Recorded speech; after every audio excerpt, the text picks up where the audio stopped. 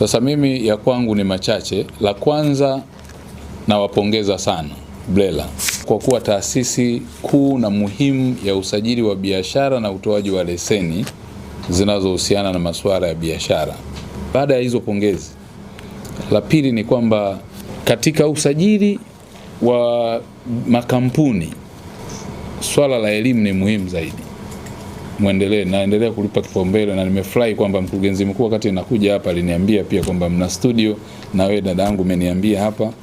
Kwa hiyo ina maana taarifa ziwe zinawafikia Watanzania, kila kinachobadilika, kila kipya kinachokuja, kila ambacho kuna maeneo ambayo mnaona wanakwama zaidi, hapo lazima tuyatatue na kuyatanzua na kuyatolea elimu.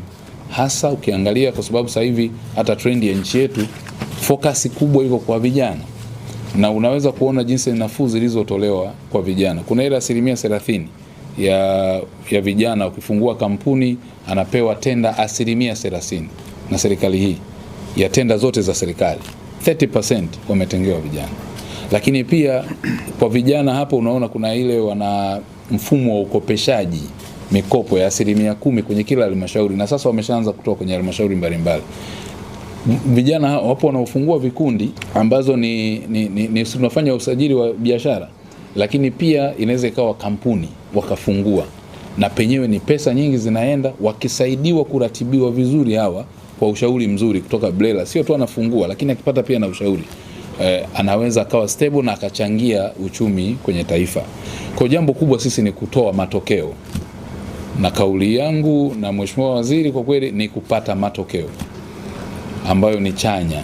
Kama jinsi ambavyo mmekuwa mkifanya vizuri, tuendelee kufanya vizuri zaidi. Kwa hiyo huku sisi hatuna namna yoyote ya kutengeneza delays kwenye kusajili biashara, hatuna sababu yoyote ya kutekua kikwazo, badala yake tukawe daraja badala ya kuwa ukuta katika usajili wa biashara, usajili wa makampuni. Mheshimiwa Naibu Waziri ametoa maelekezo. Moja ya maelekezo hayo ni kwamba BRELA tukumbuke kwamba hapa tulipo tunafanya kazi au tunatoa huduma kwa ajili ya wananchi wa Tanzania. Kwa hiyo wakati wote tuhakikishe tunaboresha mifumo ili kuweza kuwahudumia Watanzania kwa uharaka na ufanisi sana.